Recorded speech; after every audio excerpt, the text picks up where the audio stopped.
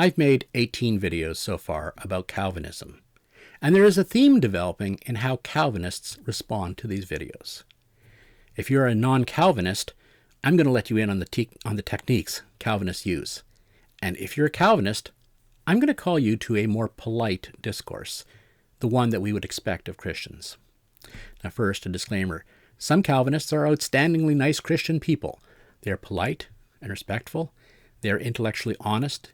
The quality of their Christian character shines through. But there are a lot of very vocal Calvinists who are not like that. And I'm not surprised. Theirs is an extremist system, and so many express their support for Calvinism reflecting that extremism. That's been my experience, and the experience I've seen as I've listened to podcasts of others who oppose Calvinism. They also suffer through the same rude, fanatical, and dishonest discourse. Okay, before I jump into the core of this video, can I ask you to subscribe and share? That's the only way we can get this content out there, opposing a sea of Calvinistic messages. And leave a comment. Your words of encouragement mean a lot to me. So the first way many Calvinists, not all, but many react, is with rudeness. They will call you names. They will belittle you. They will presume to know your motives.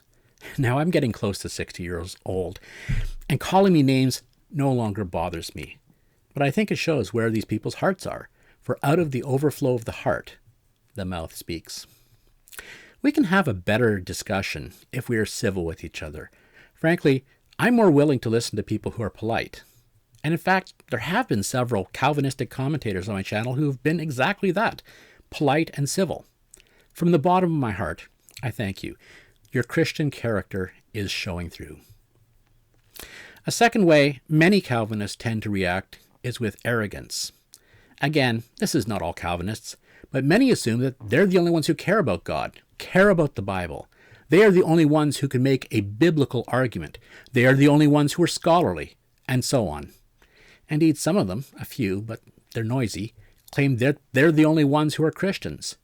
That's totally over the top, but it is exactly what you would expect from extremists within their movement. Here's another thing. While being arrogant, they tend to call their opponents arrogant. They say that we arrogantly want to take credit for saving ourselves instead of giving God all the credit. But here's the thing.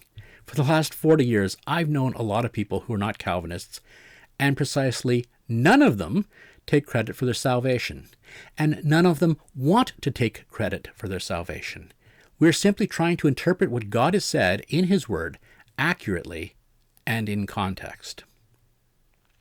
A fourth way Calvinists tend to react is in misstating what their opponents believe. For example, they would have you believe that non-Calvinists do not believe that God is sovereign. They would tell you that we hate the idea that God is sovereign. But nothing could be further from the truth. We rejoice in the sovereignty of God. We simply believe that God, in His sovereignty, gives man a choice of whether to follow Him or not, a choice of whether to believe or not. Finally, and this is a big one, many Calvinists try to cancel their opponents. They try to shut us down or shut us up. All the techniques I've mentioned so far can be used for this purpose. The message is, you do not have a right to speak. You oppose Calvinism, so you don't understand Calvinism. You present what most Calvinists believe, but not what all Calvinists believe, so you're being dishonest, and so on. It wasn't too long ago that we started using the expression cancel culture. It was when the political left was trying to shut up their opponents. But when you think about it, Calvinists have been doing this for a long time. But at least we can be thankful that they no longer call for their opponents to be burned alive. If you're a Calvinist who doesn't do these things, then I apologize for lumping you in with the rest. The quality of your Christian character is shining through. But if you are a Calvinist who does these things, I would suggest that it's time to change. If you think this channel might interest you or might benefit you, I encourage you to subscribe and to share with your friends.